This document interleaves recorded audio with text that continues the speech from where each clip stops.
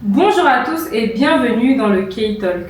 Comme je vous l'avais annoncé, cette saison est dédiée aux étudiants étrangers qui viendront sur ce plateau afin de raconter leur histoire, leur parcours et surtout, l'objectif de ce podcast, c'est de motiver et d'orienter tous les étudiants étrangers sur le territoire français ou ailleurs et les étudiants aussi qui sont en Afrique qui aimeraient venir à l'étranger pour étudier. Parce que pour moi, lorsqu'on vient à l'étranger, on ne vient pas seulement avec le visa et sa valise, on vient avec ses objectifs, ses rêves et un plan d'action afin de réaliser nos rêves. Parce que, comme vous le savez, nos familles comptent sur nous, on a un avenir à tracer et surtout on a un pays et un continent à développer.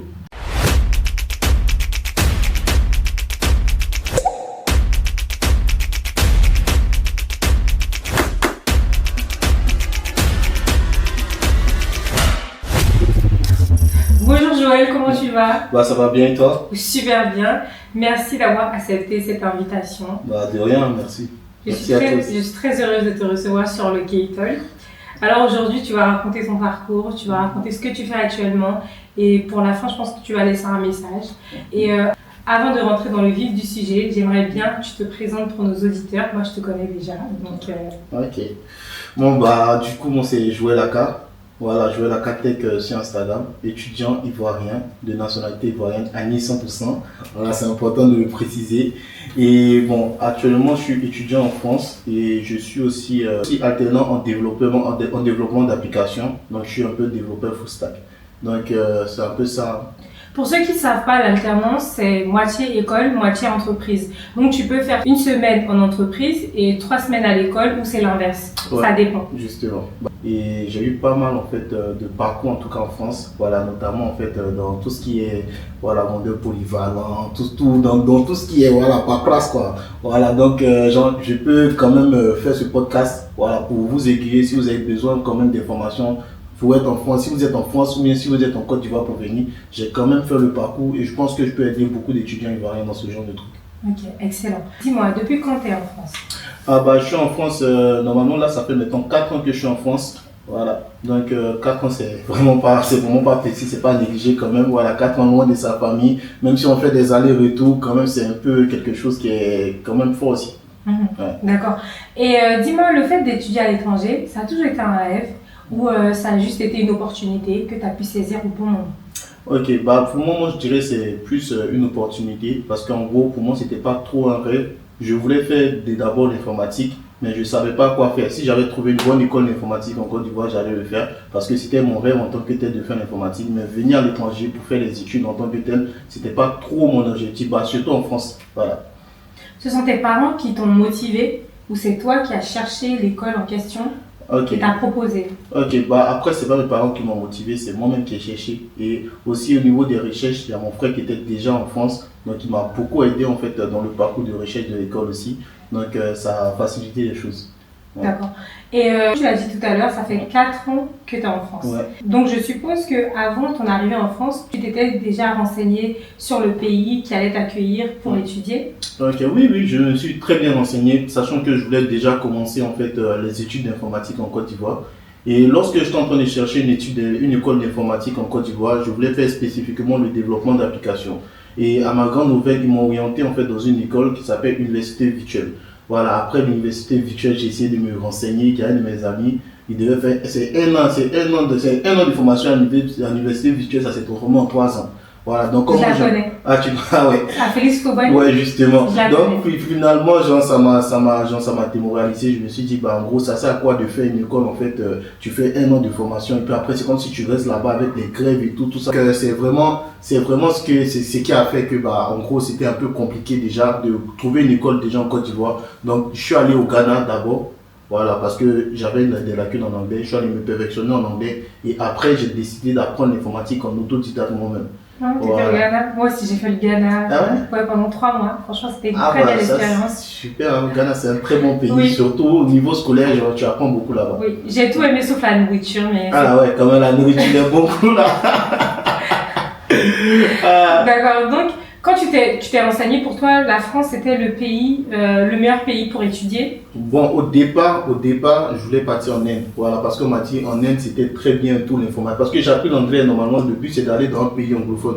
Voilà, on m'a dit l'Inde, en fait, c'est un bon pays et tout, pour apprendre l'informatique. Les gens, ils sont forts là-bas et tout, tout ça. Donc, en gros, moi, j'ai dit, bah, ok, bah, j'ai essayé de voir Inde. On a commencé à se renseigner. Il y avait un grand frère qui était déjà parti en Inde pour faire ses études et tout, à Bangalore et tout, tout ça.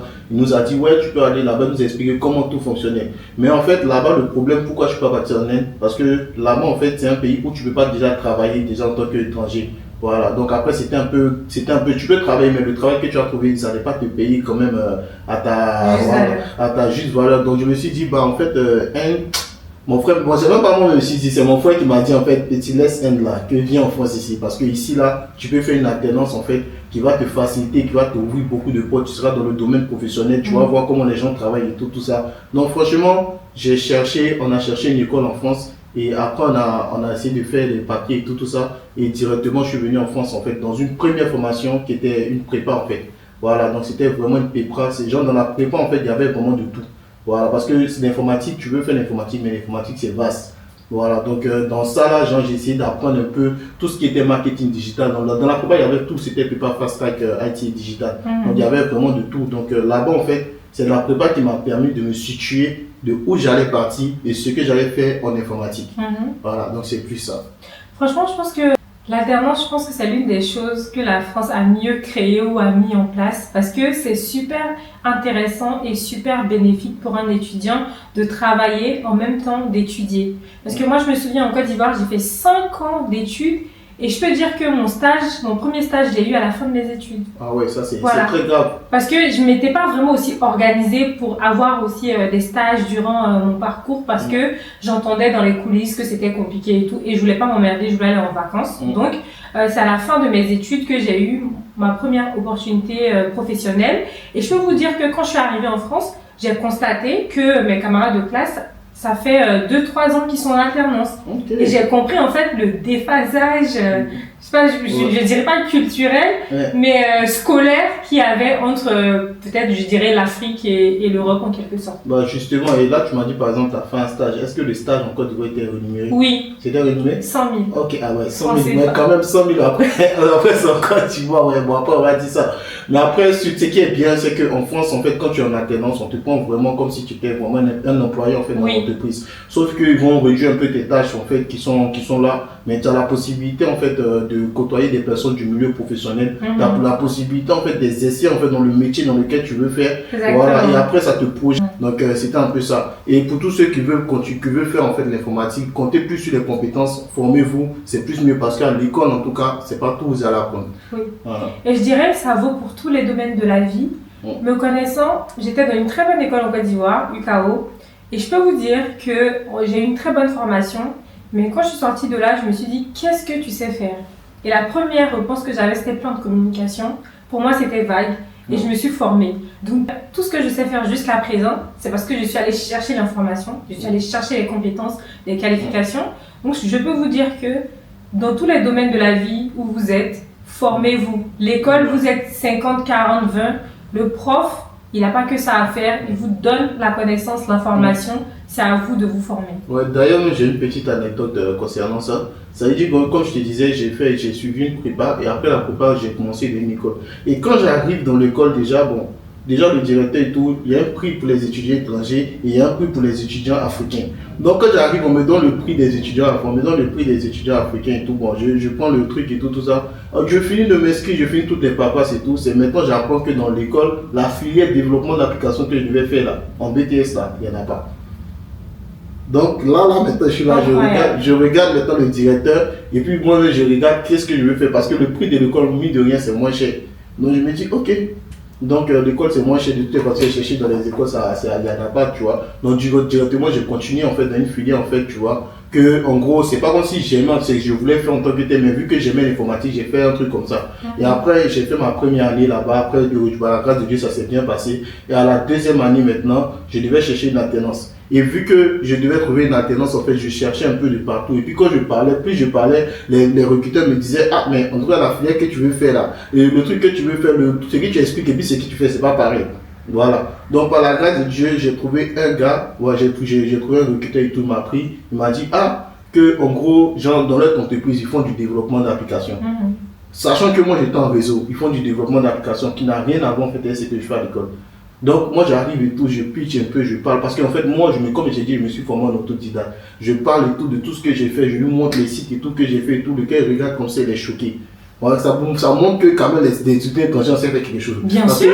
Que beaucoup de personnes en fait en Europe ici, ils n'ont pas quelque chose pour montrer. Même les personnes qui sont sur place, ils n'ont pas de projet pour montrer. Je suis tout à fait d'accord. Voilà, moi j'ai montré un projet de A à Z. Le gars il a vu, il était choqué, il a dit il a appelé son autre collègue pour que le collègue aussi vienne voir ce que j'ai fait. Donc il a vu ça, malgré que je n'étais pas dans la filière. Le gars m'a dit non, mon petit, viens en fait pour voir si tu aimes la chose vraiment ou tu veux changer de filière. Donc c'est vraiment un truc comme ça qui était vraiment avantageux pour moi en fait quand j'ai commencé mes études en France.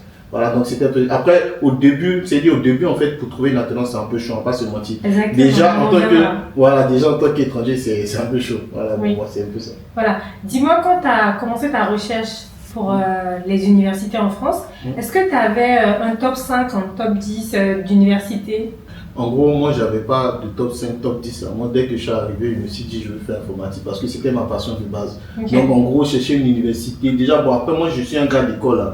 Mais en gros, école, c'est bien. Mais derrière, en fait, ça, c'est plus les compétences. En informatique, c'est les compétences que les gens ils veulent. Voilà, les gens, ils vont regarder ton école, mais si tu n'es pas compétent, ça ne sert à rien.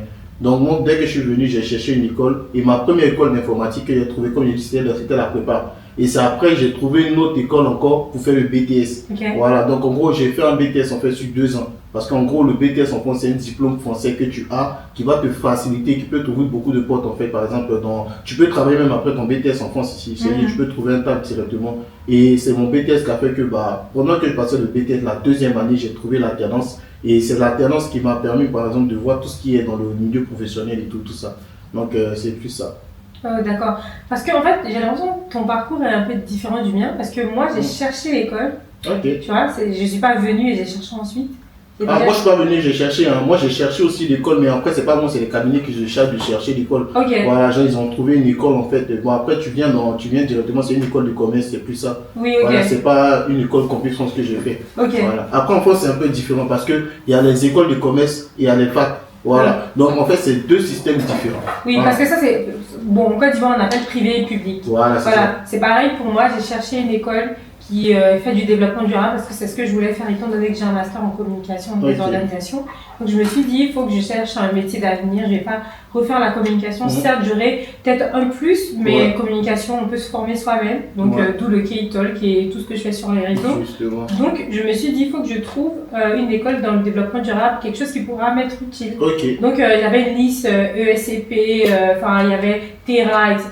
Et après ESG, j'ai vu que ça fait longtemps qu'ils étaient ils étaient sur le terrain et je me suis dit pourquoi pas. Et après j'ai changé, je suis allée à Terra, mais je suis venue déjà en me disant j'irai dans cette école particulièrement. Donc c'est carrément différent du mien. Et franchement c'est étonnant parce que c'est la première fois que j'entends peut-être quelqu'un qui n'est pas français me dire je suis juste venue et c'est ici que j'ai cherché. En gros c'est un peu ça. C'est-à-dire que quand je suis venu j'ai fait juste la prépa et après dans la prépa j'ai eu l'occasion de continuer dans la même école et j'ai eu la possibilité aussi en fait de changer d'école.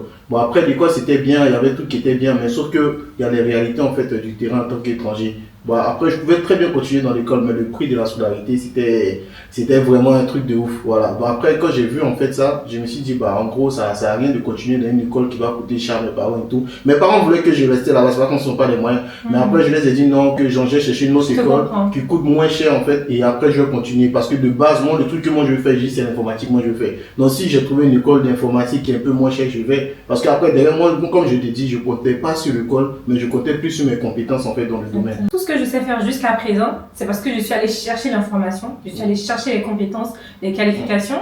Donc je peux vous dire que dans tous les domaines de la vie où vous êtes, formez-vous. L'école, vous êtes 50, 40, 20.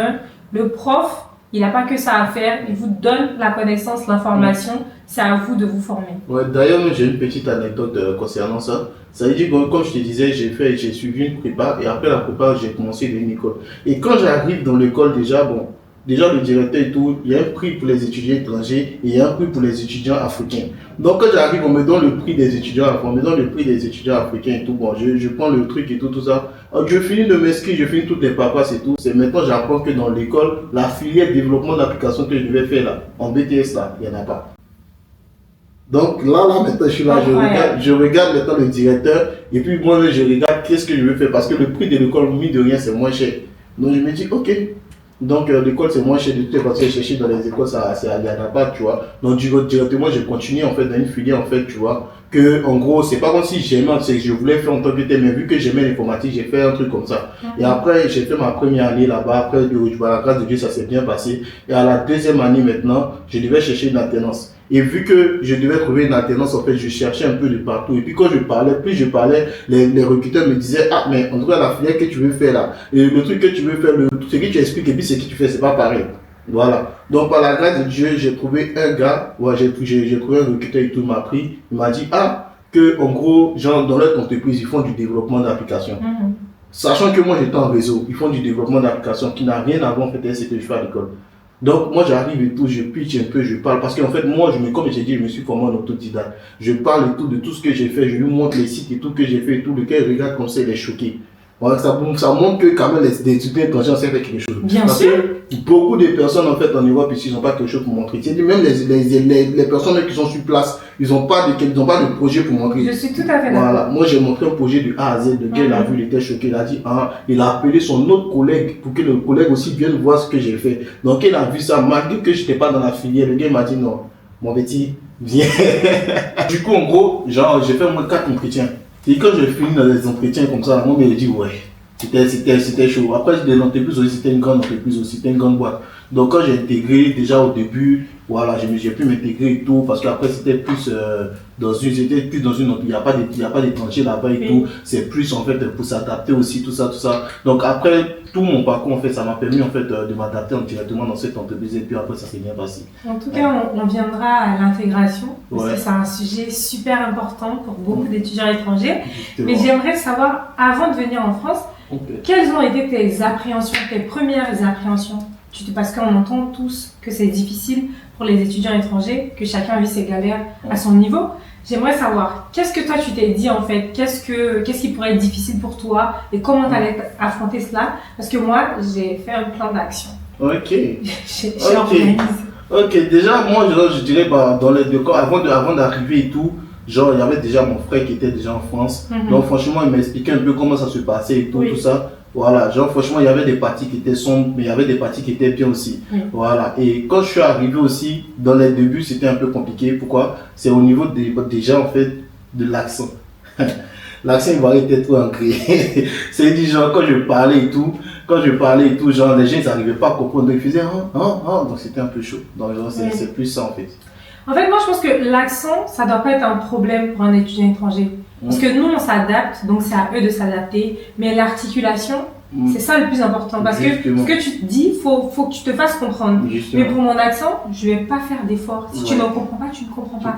À part quand c'est le milieu professionnel où tu as vraiment besoin d'eux. Mais estudiantin, tu te débrouilles. Bah ouais, justement, c'est ça. Franchement, c'est un peu un truc comme ça. C'est-à-dire tu dois plus en fait articuler quand tu parles. Bon, après, c'est formateur aussi. Parce que les Ivoiriens se connaissent. C'était formateur aujourd'hui. On n'articule pas.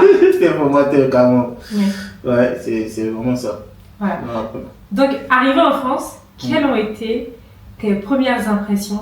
Quelles ont été tes premières difficultés? Je veux tout savoir. Ok. Bah déjà, au départ, quand je suis arrivé, moi, il y a mon frère qui était là et tout. Voilà, c'est dit, j'avais déjà en fait des frères qui étaient là, qui m'ont accueilli et tout, m'ont très bien accueilli et tout. Donc, plus j'en participé à 90% même de mon intégration. Donc, c'était pas compliqué en fait pour trouver des personnes de l'entourage et tout ça, voilà. Et après, j'ai une famille aussi ici, ça allait plus rapidement.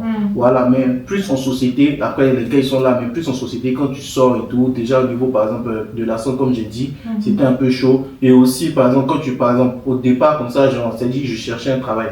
Voilà, donc c'est dit que pour le travail et tout, pour trouver par exemple un taf et tout, voilà, quand tu vas par exemple dans les entretiens, tu essaies de parler et tout comme ça, dès qu'on voit ton accent net, ça commence à, voilà, déjà quand la RH t'appelle au téléphone net, on voit que c'est un étranger, on sait sur quel poste on va te placer, on sait comment on va te, voilà, tu vois, donc c'était un peu compliqué dans les débuts surtout, et après bon, j'ai trouvé un premier truc de restauration rapide et de restaurant, voilà, j'ai travaillé là-bas et tout, mais franchement ça s'est pas bien passé. C'est pas bien passé. C'était un restaurant africain. Et c'est pas parce que la femme, peut-être elle savait qu'elle était africaine aussi. C'était compliqué. Elle.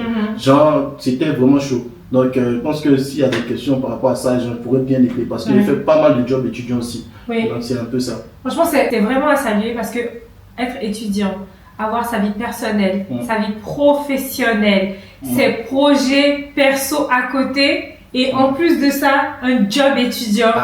Bravo.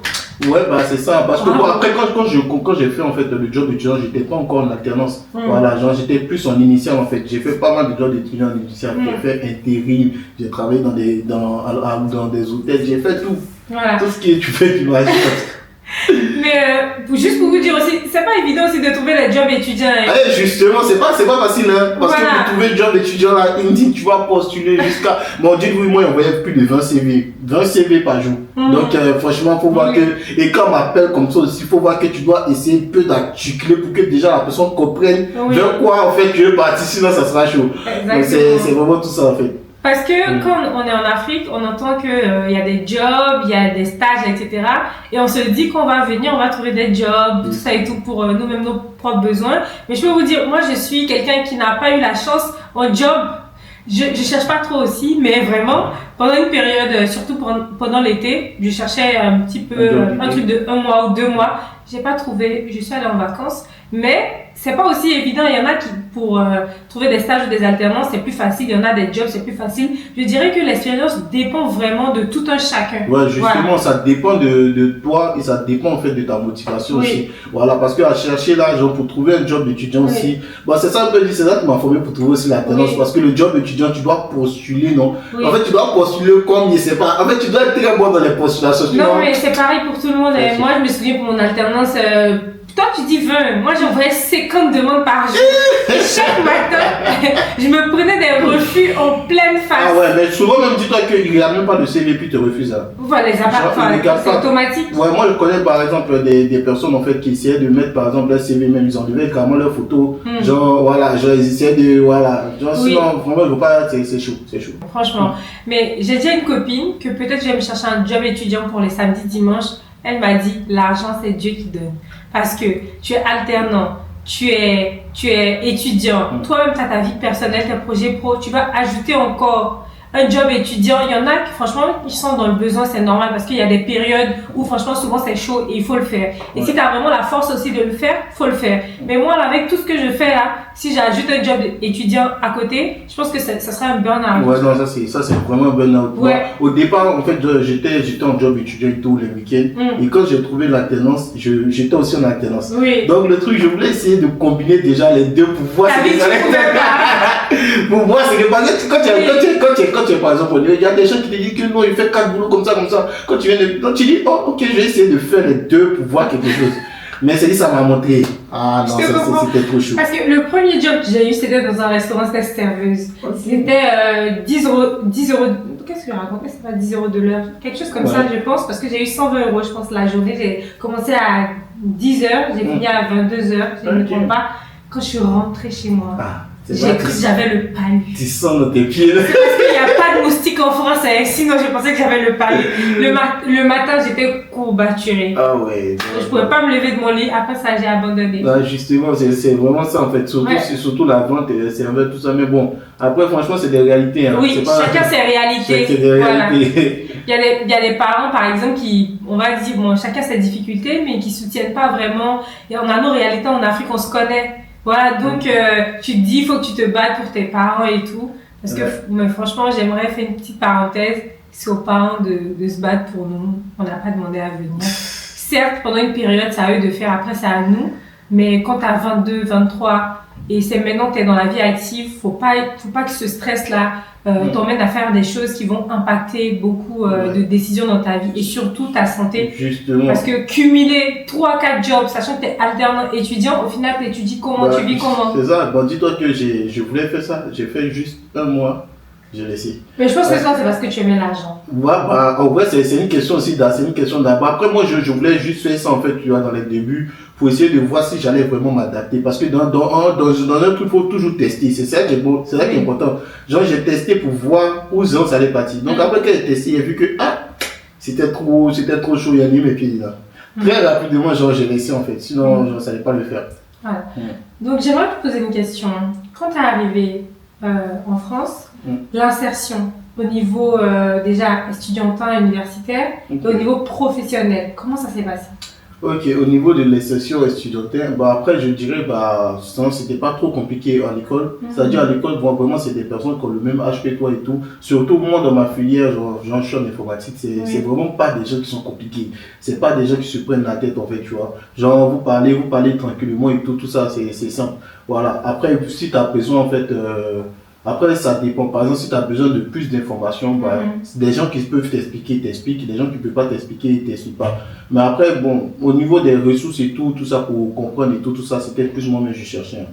Non, parce que c'était vraiment une filière que moi je faisais. Au niveau de l'école, c'était pas vraiment compliqué. Au niveau du travail aussi, c'est dit quand je suis arrivé et tout, donc c'est ça ce qu'ils font, c'est qu'ils font un onboarding et tout quand tu arrives. Genre onboarding, c'est-à-dire onboarding, en gros quand tu arrives et tout, ils te présentent toute l'entreprise, ils te présentent les membres de l'entreprise, ils disent ouais, lui c'est Joël, tant, tu vois. Ils présentent en fait, voilà. Et après, genre, directement, ça te permet d'avoir une vue globale déjà sur ce que l'entreprise fait et ses activités. Et après, c'était fluide quoi. En tout cas, pour moi, personnellement, c'était vraiment fluide en fait, c'était pas compliqué. Voilà, c'est un peu ça. Ok. Parce qu'en fait, une fois de plus, chacun a sa perception, je dirais, de la France, de l'Europe. Parce que pour certains, c'est difficile. Parce que je me souviens d'une copine qui m'a appelé en pleurs une fois, qui m'a dit ils veulent pas travailler avec moi. Ah ouais. Ouais. Franchement, ça m'a vraiment touchée dans le sens où je me disais, elle a abandonné, elle a laissé toute sa famille, elle est à l'étranger, elle est seule. Même à l'école, elle va subir ça encore, tu vois. Même au boulot aussi, c'était pas très facile parce que normalement, il finit à 16h30, mais elle restait des fois jusqu'à 19h. Ah oui. Et tout le monde partait, c'est elle qui faisait les dernières tâches et n'avait pas le choix parce que elle est juste africaine. Elle est juste noire, tu vois. Et lorsqu'il y a des travaux de groupe, les Européens, Français et autres se mettent d'un côté et les Africains, que ce soit voilà. Ils se mettent ensemble. Bah, c'est un peu partout. Hein. Après ça, on va pas parce que les gens de la même nature se mettent toujours ensemble. Oui, c'est vrai. Après, franchement, c'est vraiment un peu pas. Même dans mon école, c'est comme ça. Hein. Quand on veut faire des travaux de groupe et tout, on se met nous ensemble. Et puis après, voilà. Bah, ça, c'est vraiment général. Après, c'est l'humain qui est comme ça, qui aime ce côté communautaire, qui aime ce côté où on va dire. On est entre nous, entre guillemets, tu vois, voilà. Il a peur de l'inconnu, entre guillemets. Parce que, on va dire, les Africains, on a des stéréotypes, là-bas, ils n'ont pas une bonne formation, est-ce qu'on travaille avec eux, on sera meilleur, etc. Mais moi, j'ai un message par rapport à ça. Franchement, lorsqu'on vient en France, en Europe, aux États-Unis, l'affection et le fait de montrer, en fait, qui on est, ça ne se quémande pas. C'est un peu comme ce que Olivia Yassé nous a produit. Justement. En tant qu'Ivoirien, elle faisait pas l'unanimité, je pense. Ouais, justement, c'est ce qu'elle disait en fait aussi. Oui, quand elle était première Miss en Côte d'Ivoire, elle faisait pas l'unanimité parce qu'on disait c'est la fille du maire. Mais quand Olivia Yassé a commencé à marcher, qu'elle nous a montré de quoi elle est capable, on s'est tous ralliés. Ouais, c'est ça. Juste un message pour dire, quand tu viens, ne viens pas en mode je vais avoir des amis français, des amis italiens, espagnols et tout. C'est pas ça le plus important. Viens avec le fait, je suis venue étudier, j'ai des choses à accomplir dans mon pays. Parce que si on est laxiste du fait que l'Afrique, on n'a pas le temps, on est là, on est dans une bonne posture, on va trouver un CDI, etc. C'est nos enfants plus tard, ou peut-être nos cousins, nos cousines, qui vont faire les combats que nous, on n'a pas fait. De la même manière que quand on pense peut-être à notre pays, en Afrique, on se sent en mode... il n'y a pas de boulot, c'est compliqué. Quand je vais rentrer, je ne serai pas payée à ma juste valeur. C'est comme ça aussi nos enfants plus tard. Peut-être que ça sera pire. Parce qu'au fur et à mesure on grandit, tout devient cher. Le paquet de mèches, je me souviens, il était à 350 à l'époque. Aujourd'hui, je pense qu'il est à 2000 francs CFA ou 1500 francs CFA. Donc vous voyez, tout s'empire. Bon, les combats qu'on n'a pas fait, c'est eux qui vont faire. Donc quand on décide de venir à l'étranger pour étudier, on doit se dire, je viens pour un objectif précis. Et quand j'accomplis mon objectif, soit j'ai de l'expérience professionnelle, je rentre, ou je fais des allers-retours, tu vois. Mais on vient pas pour dire, je veux forcément des amis, je veux, voilà.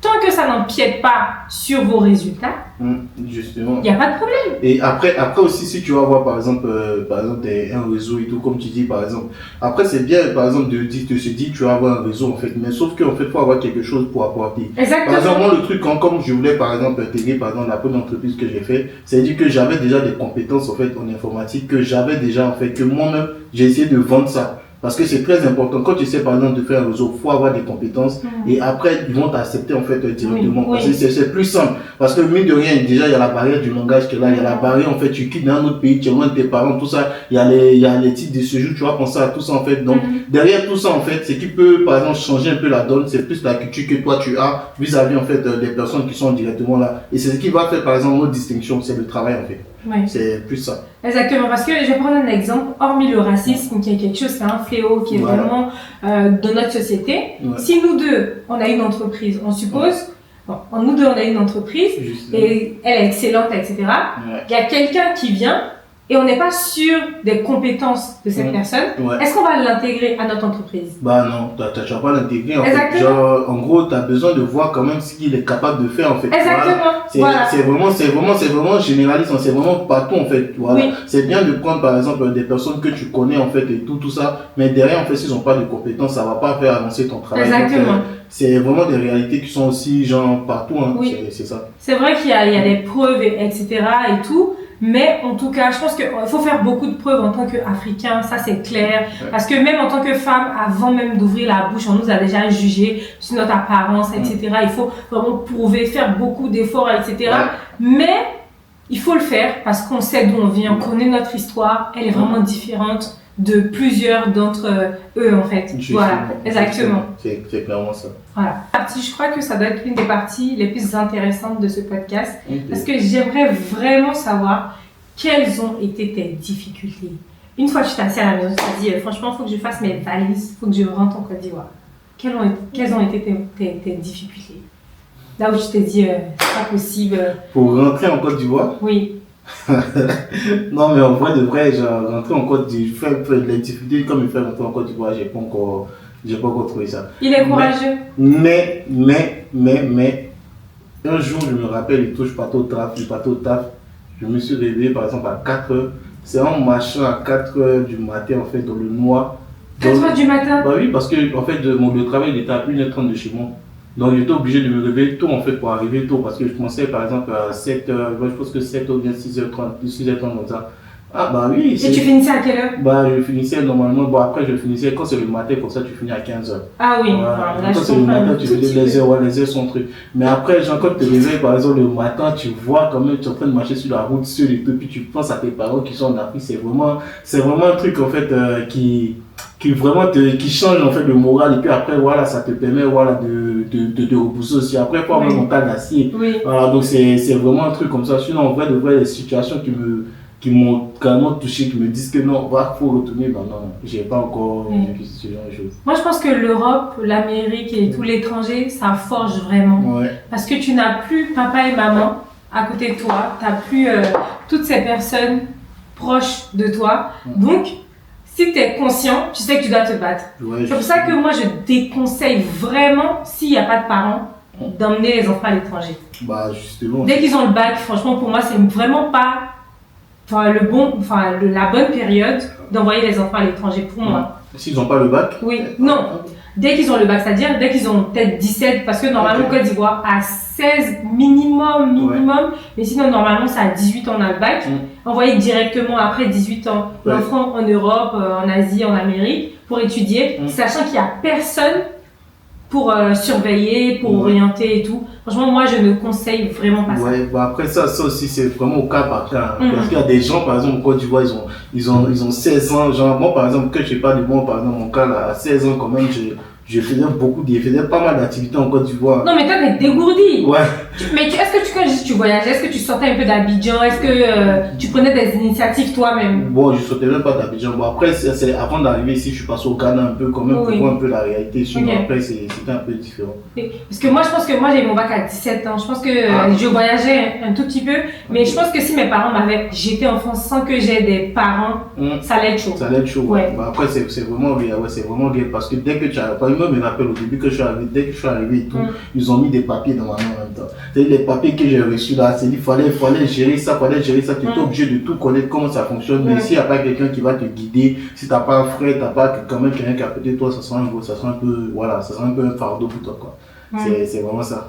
Ouais, ouais, c'est exactement ça, parce que je me dis, ça doit vraiment pas être facile et tout. Et quand on entend qu'il y a des suicides, des gens qui ont des burn-out, qui font de la dépression, c'est tout ça. Parce que il n'y a pas l'entourage, il n'y a pas des gens à côté pour vraiment orienter, voilà. Et je dirais, l'une des choses les plus importantes quand tu es étudiant étranger, c'est d'avoir quelqu'un sur qui, je dirais, se poser. Quelqu'un pour t'orienter, pour te guider. C'est l'une des choses. Franchement, quand tu l'as, tu te dis au moins je ne suis pas seul. C'est plus simple. Mais après, ici, il faut savoir que chacun est dans ses occupations. Hein. Genre, après, il faut trouver quelqu'un qui va te guider de A à Z. Si tu n'es pas avec la personne, par exemple, moi, j'ai mon frère chez moi, donc il me montrait un peu. Si tu n'es pas avec la personne, appeler les gens et tout ça, les gens sont vraiment dans les occupations. Et puis après, ils peuvent te dire, bah, en gros, je peux te rappeler après, ils te rappellent jamais. Donc, c'est vraiment un peu chaud. Mais en tout cas, par rapport à ça, moi je peux dire, il faut par exemple, dans chaque pays, parce que c'est Campus France qui aide pour les démarches, s'il y a peut-être une association bénévole pour les étudiants, tu vois, qui viendront par exemple, on te met en lien avec un étudiant durant ta période de préparation, pour pouvoir peut-être t'expliquer les choses qui se passent et tout. Parce que certes, sur TikTok, sur Internet, on entend des choses, mais quand tu parles avec quelqu'un qui est déjà sur le terrain, c'est comme si ta vision s'éclaircit de mieux en mieux, tu vois. Il a déjà fait le parcours, c'est voilà. Ça. Parce que quand je suis arrivée, moi je pensais que le métro, j'allais jamais pouvoir le prendre. Ah ouais? Pourquoi? Seul? Parce que déjà, moi, 2-3 semaines, on venait me chercher, enfin 2 mois pratiquement, on venait me chercher, on venait me déposer. Donc, quand ma tante a su que j'étais prête pour la vie adulte, je dirais, j'habitais à Versailles, elle me déposait à la gare de Versailles, je continuais jusqu'à Montparnasse. Après, elle me déposait à Montparnasse, je continuais jusqu'à Paris. Genre, elle a fait petit à petit jusqu'à ce que je puisse comprendre. Mais je ne comprenais pas comment sur une même ligne, il peut y avoir 10 ans. Ah ouais, non, ça en fait, au début, en fait. Tu te dis que ton pays, en 1960, toi, tu es venu, je sais pas, dans la nouvelle technologie, c'est hyper compliqué. Bon, après, on va dire, bon, moi après, c'est ça. Bon, après, en Côte d'Ivoire, tu connais quand en Côte d'Ivoire, tu peux la façon dont tu décomposes dans les c'est la même manière que tu décomposes dans les métros ici. Oui, c'est ça. Après, directement, tu essaies de t'adapter en fonction du pays, en fait, directement dans lequel c'est. Mais après, c'est au cas par cas. C'est tellement vrai ce que tu dis. Parce que si, je dirais que le Warren, c'est un métro d'Adjamé jusqu'à Cocody. Les arrêts, tu vois, tu descends. Tu tombes. Ben, justement, c'est comme ça moi je fais. Parce que, en gros, tu fais juste la liaison. C'est juste en fait le pays qui change, c'est la méthode qui change. Sinon, en vrai, c'est des décompositions. J'y avais jamais pensé à ça. Bah oui, moi, mon école, c'était à la Défense. La première fois que je suis arrivé, je devais trouver en fait l'école et tout là. Je suis arrivé à Gare de Lyon et tout, j'étais perdu. Je vois, il y a beaucoup de monde et tout ça. C'était un peu chaud. Donc après, j'ai essayé de voir en fait la A. Je vois la A direction Est, direction Ouest. Donc, en fonction de ça, je regarde sur mon téléphone et puis après, j'essaie de m'adapter. Bon, après, je me suis adapté. Maintenant, tu vois que c'est plus en fait la fluidité, en fait. C'est plus fluide. Donc, c'est un truc comme ça. Sinon, c'est ça. Je crois que je comprends mieux maintenant. Ah, tu comprends. C'est comme si ça fait ça fait tic dans ma tête. Parce que si j'avais pris les choses comme ça, je pense que je serais moins stressée. Parce que je me posais aussi la question comment les gens qui ne sont pas allés à l'école font en fait, pour comprendre tout ça. Parce que moi-même, je comprenais. Tu comprenais pas? Absolument rien du tout. C'est là que tu vois que tu n'es plus au quartier. Ouais, c'est plus simple. C'est plus simple parce que quand tu vois tu as le point de vue comme ça, c'est plus simple. Voilà. Donc, je pense qu'on va aborder un sujet fâcheux. Pas fâcheux, mais un sujet qui intrigue tous les étudiants, celui des papiers, les papers. Les titres de séjour. Les titres de séjour. Vas-y, tu dis papier là. Ah ouais. Ça nous concerne tous. Normalement, je devais aller au Maroc pour la CAN, mais je peux pas. Parce que je suis en prolongation. C'est tout le monde en fait. En fait, on est tous concernés par les titres de séjour. Genre, franchement, on est tous concernés. Après, ça dépend aussi de la préfecture que tu fréquentes en fait, c'est ça. Bon, après, moi, au niveau des titres de séjour, ça a toujours été 2 mois. Bon, il faut savoir que, après, il y a, comme je t'ai dit, j'avais déjà trouvé des grands frères qui étaient dans les périodes, ils m'ont montré un peu comment ça fonctionnait. Là, c'était la préfecture. Si tu faut envoyer des mails à la préfecture jusqu'à ce qu'ils vont t'envoyer ta préfecture. Non, c'est vrai aussi, parce que moi je suis du genre après. Parce qu'à chaque fois que je leur envoie des mails, maximum 1 semaine après, ils me répondent. Ah ouais, c'est ça. Parce que en gros, le truc c'est que moi j'ai envoyé des mails jusqu'à ils m'ont dit mon gars, viens chercher ton titre. Parce que si tu envoies les mails, on va te bloquer. Parce que j'ai envoyé les mails là. Non, mais attends, mais attends. Mais le truc, en fait, est-ce que tu sais que j'ai arrêté de travailler une fois à cause de mon titre de séjour? Waouh. Bah, en gros, quand j'étais en train de travailler, j'étais un gros vendeur polyvalent et tout. Je travaillais et tout ça. Je reçois un mail de mon travail qui me dit que, genre, ton titre de séjour va s'expirer et tout. Faut que tu te montres. Moi, je voyais ça en amusement au début. Donc, je continue, il dit que ça s'expire dans 5 jours. C'est là on m'envoie un message que sur ton titre de séjour, en fait, sur ton titre de séjour, tu as que la confirmation. Et puis, dans la confirmation des titres de séjour, dans la confirmation de dépôt, ils ont écrit que vous n'êtes pas autorisé, en fait, à travailler sur le territoire français avec ça. Donc, le truc directement, moi j'envoie la confirmation pour dire au gars j'ai déposé et tout. Il dit, tu n'es pas autorisé à travailler. Oh là. Donc là, ils m'ont dit que faut te calmer d'abord. 2 jours, ton titre de séjour va sortir, ça va, tu vas commencer à travailler. Donc j'ai perdu au moins 20 jours comme ça, genre de taf et tout. Genre, j'ai pas pu travailler en fait parce que mon titre de séjour était expiré. Donc, je relancé à la préfecture, j'envoie les messages ici, j'envoie les messages par là pour qu'ils essaient en fait de trouver. Donc, franchement, c'était vraiment une période en fait dans laquelle quand j'étais et puis je dis mais attends, c'est un truc de ouf en fait. Genre, j'ai la confirmation, je peux pas travailler en fait sans la confirmation. Je te comprends. Bah, après, le truc c'est que je les ai accélérés de mettre dans 20 jours, ils ont envoyé par exemple un avis favorable. C'est même pas le titre, ils ont envoyé l'avis favorable. Et l'avis favorable te dit que tu peux travailler maintenant sur le territoire. Donc, j'ai pris l'avis favorable et puis j'ai commencé à travailler. Mais l'avis favorable c'est disponible pendant une période. Voilà. Après, normalement, avec l'avis favorable, je travaille et tout ça. Quand l'avis favorable c'est périme aussi, tu peux plus travailler. Donc, franchement, c'est un peu comme un yo-yo. Et puis après, franchement, c'est des situations en fait qui sont pas, voilà, pour tous les étrangers, c'est pas trop, les étrangers surtout qui travaillent, c'est un peu chaud. Oui. Donc c'est un peu ça. Parce que, en fait, moi je me dis, pourquoi on doit vivre ça en fait? Bah franchement, moi je sais pas. Pourquoi nous en fait on doit vivre ça?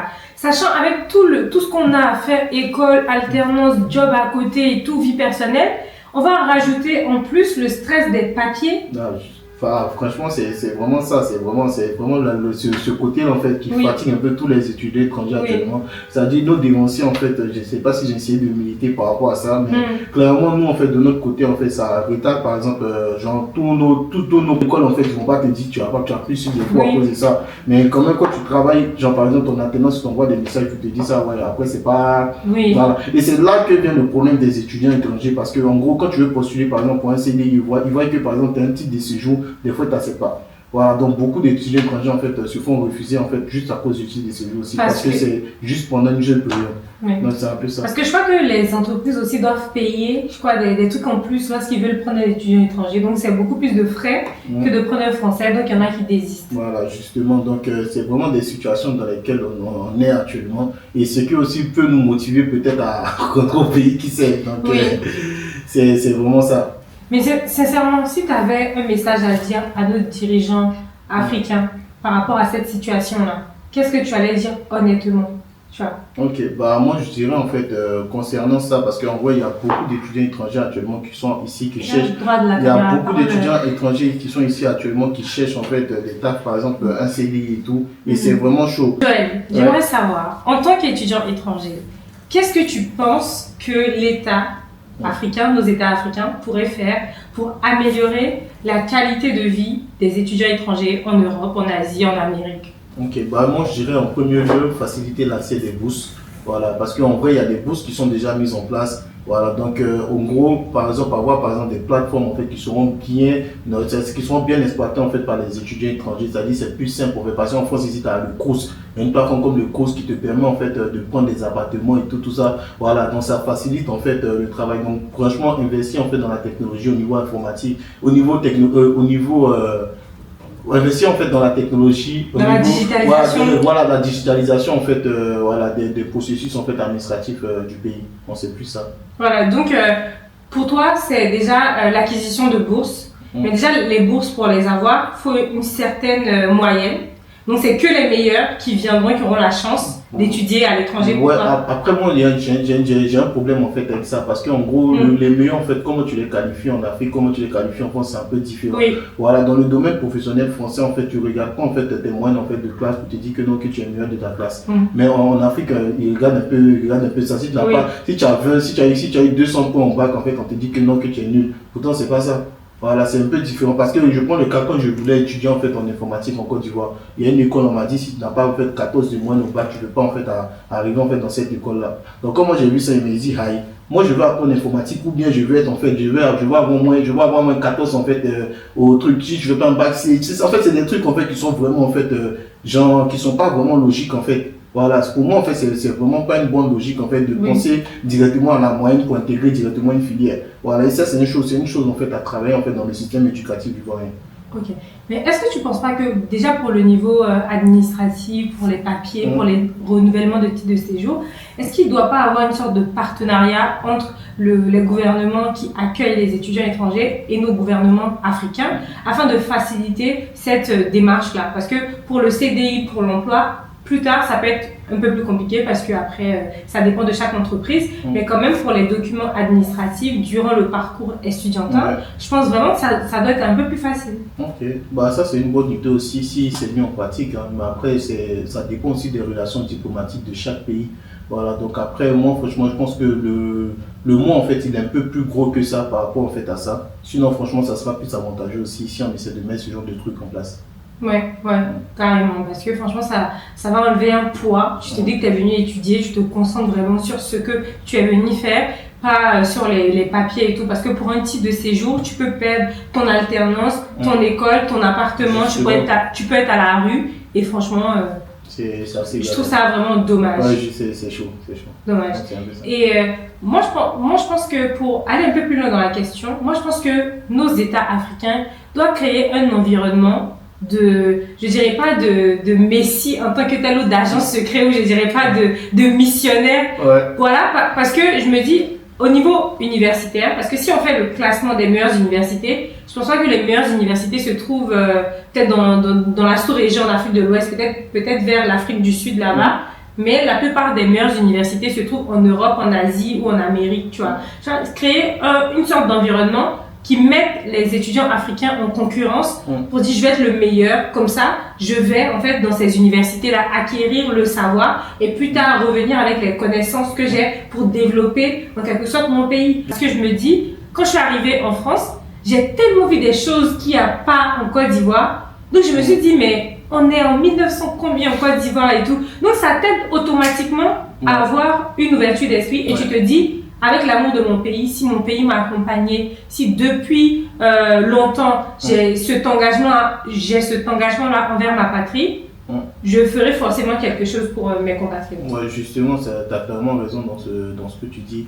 Bah après, tout part aussi genre de la digitalisation parce que, mine de rien, si ce n'est pas digitalisé, le processus administratif va être très retardé et puis après, ça envoie en fait à ce genre de choses. Et aussi par rapport en fait aux compétences comme tu dis, bah, je pense que c'est déjà mis en place avec dans le cadre des bourses. À partir de tel nombre de points, on te donne en fait une bourse pour venir travailler à l'étranger. Je pense que c'est des trucs qui sont déjà mis en place par le gouvernement, mais tout le monde n'a pas accès parce qu'en fait au niveau par exemple pour dire bah en fait le place pour dire quelqu'un intelligent en fait par exemple en Côte d'Ivoire, c'est plus au niveau en fait de ces points qu'on regarde, c'est plus aussi au niveau en fait de certains critères qu'ils regardent, c'est qui est un peu différent en fait de l'Europe. Selon toi, dis-moi, quelles seraient peut-être les 3 principales actions à mener pour faciliter la vie aux étudiants étrangers? 3 principales actions. 3 principales actions. Bah, pour amener pour un étudiant étranger, je pense que lui-même de base même, voilà, un étudiant étranger, si tu viens en tant qu'étudiant étranger, tu viens à l'aventure. Donc franchement, je pense que toi-même déjà, tu peux essayer de créer toi-même ton propre parcours. Par contre, que tu prends par exemple mon cas, moi genre je crée une application de mise en relation de vendeurs particuliers en Côte d'Ivoire actuellement. Voilà, donc j'essaie un peu de faire la communication un peu sur les réseaux sociaux, de sorte à me faire entendre. Voilà, il y a une parabole qui dit, pour connaître la voix, il faut d'abord la faire entendre. Donc faisons entendre nos voix à travers le monde entier, puis ça plus faciliter en fait les choses. Donc c'est un peu ça. Et je salue en fait ton courage de faire par exemple un truc comme ça, de faire un podcast pour donner la voix aux étrangers, voilà, de sorte à nous faire entendre en fait au monde, dans le monde et tout.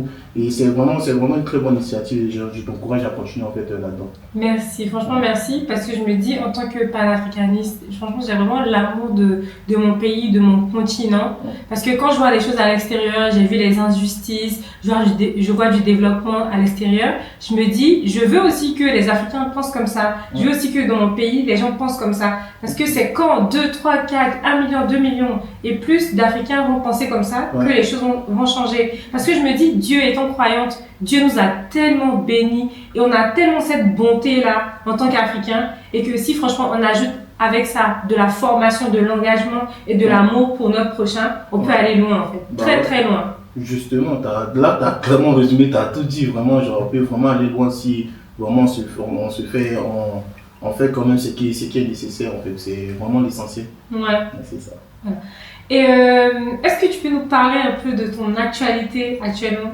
Qu'est-ce que tu fais? Qu'est-ce que tu as mis en place? Est-ce que le Joël de il y a peut-être 4 ans et maintenant, est-ce qu'il y a une différence? Qu'est-ce que la France t'a apporté? Et tout? Bah, du coup, il y a vraiment une très grande différence. Moi, après, il n'y a pas trop. Bon, quand je dis très grande, en fait, c'est pas l'âge que ça, en fait, parce que moi, de base, en fait, je suis quelqu'un, je suis beaucoup chercheur, voilà, je suis beaucoup curieux. J'essaie plus de chercher, en fait, dans les choses qui m'intéressent. Donc, la France, en fait, a facilité, en fait, le processus de cherchement aussi, voilà. On va dire, parce qu'en gros, en Afrique, c'est vraiment compliqué, en fait, pour se chercher, voilà. Je prends le cas, je voulais faire, par exemple, du dropshipping. Je cherchais, en fait, les cartes, en fait, déjà, même en tant que jeune, en fait, africain, pour trouver, en fait, une carte. Bon, maintenant, il y a Jamo qui est là. Sinon, au moment où j'étais, il n'y avait pas Jamo et tout. Pour trouver une carte PPE, c'était vraiment compliqué, en fait, pour vendre, par exemple, des trucs en ligne, des bails comme ça. Donc, c'est vraiment des difficultés, en fait, auxquelles j'étais confronté, qui m'ont permis en fait à créer par exemple l'application que je fais actuellement. Voilà, genre, des difficultés en fait m'ont permis de créer quelque chose. Donc j'encourage peut-être la jeunesse ivoirienne, les jeunes aussi, à trouver dans cette difficulté en fait la force de créer quelque chose. Et ça va plus faciliter en fait le processus. Et c'est vraiment pour ça que j'ai choisi en fait le métier que je fais pour faciliter en fait le processus, la vie aux gens. Franchement c'est top. Et on peut dire le nom de ton application que tu es en train de créer? Bah oui, c'est déjà en fait en ligne. Vous pouvez partir sur afrideal.com. Voilà, c'est la première version MVP. Et en fait, dans cette version-là, en fait, vous pouvez avoir en fait accès à tout. C'est-à-dire vous créez un compte en 2 clics, voilà, très simple. Et en fonction de ça, dès que vous arrivez, vous pouvez en fait poster une annonce en fait en ne serait-ce que 3 clics. C'est très rapide en tout cas. Genre, je vous incite en fait à aller sur la plateforme, poster vos annonces. Franchement, c'est gratuit et il n'y a rien à payer. Franchement, félicitations. Moi, j'aime voir des jeunes Africains engagés dans ce qu'ils font.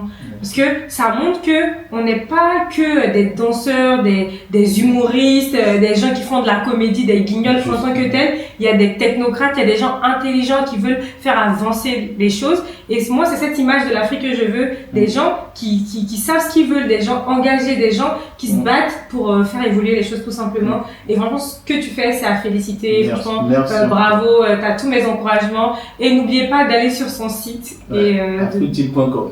Voilà. En tout cas, franchement, merci les gars. Merci. En tout cas, c'était vraiment un plaisir en fait de participer au K-Talk. Et franchement, moi, tout ce que je vais dire, en fait, je vais redire encore la phrase. Pour trouver sa voix, il faut d'abord la faire entendre. Parce que je sais qu'il y a beaucoup d'étudiants étrangers africains qui sont motivés, mais ils ne veulent pas en fait faire attendre les voix. Voilà, je pense que c'est dû peut-être à l'éducation ou c'est dû à d'autres trucs. Mais franchement, les gars, genre, n'ayez pas peur, faites entendre vos voix. Et c'est pareil qu'Olivier Assis en fait l'a dit. Franchement, c'est vraiment une icône en fait pour le pays. Et je pense que si on essaie de copier sur elle, ça peut faciliter les choses. Ouais. En tout cas, elle a dit un truc, je sais pas si je vais bien le dire en anglais. It's the time for the new era for the black woman, for the woman.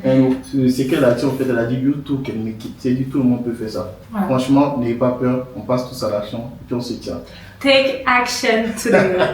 Voilà. Passez à l'action les gars. J'aimerais te poser une dernière question. Quel est le message que tu aimerais donner à un étudiant étranger qui est sur le territoire français ou ailleurs, et surtout aux étudiants africains qui aimeraient venir à l'étranger pour étudier? Qu'est-ce que tu peux dire? Parce que toi, ça fait un moment que tu es là, donc je pense que tu as l'expérience nécessaire pour donner de bons conseils. Ok, une phrase en fait pour résumer tout ce qu'elle a dit, en fait, je dirais en fait passer à l'action, c'est tout. Si vous voulez venir en Europe, passez à l'action, n'écoutez pas tel a dit ça, tel a dit ça. Si tu viens en Europe, il y a tant, passez à l'action et tout. Si vous venez en Europe, vous voyez que c'est compliqué, vous voulez vous retourner. Si vous voyez que ça vous va aussi, vous restez. Dans la vie en fait est faite d'un choix. La vie est faite des choix et d'actions. C'est très simple. Moi, j'ai fait mon choix de venir en Europe. J'ai fait des choix de choisir ma filière et je suis passé à l'action. Allez-y, passons à l'action les gars. Ainsi prend fin le 2e épisode du K-Talk. Merci Joël Aka pour ta participation et merci d'avoir accepté l'invitation. Ce fut un plaisir de te recevoir sur ce plateau. J'ai appris tellement de choses avec toi et j'espère que vous aussi vous avez appris des choses en tant qu'étudiant étranger ou parent d'étudiants étrangers parce que c'est tout ça, le K-Talk orienté, motivé, inspiré. Et n'oubliez pas d'aller vous abonner et de vous connecter à l'application Afrique Deal de Joël Aka. Voilà, c'est une plateforme de mise en relation de vendeurs particuliers en Côte d'Ivoire. Donc, franchement, n'hésitez pas à me suivre aussi sur Instagram sur Joël Akatech. Je documente l'intégralité de mon parcours pour motiver en fait les autres jeunes étrangers et aussi des personnes qui sont aussi dans le continent africain à créer. Parce qu'on sait qu'en faisant entendre nos voix, qu'on va se faire entendre. Voilà. Donc, n'oubliez pas de vous abonner, de liker, de le suivre sur ses réseaux sociaux et moi aussi sur Audrey Keita sur tous mes réseaux. Merci et n'oubliez pas de passer à l'action. Take action today! Cheers!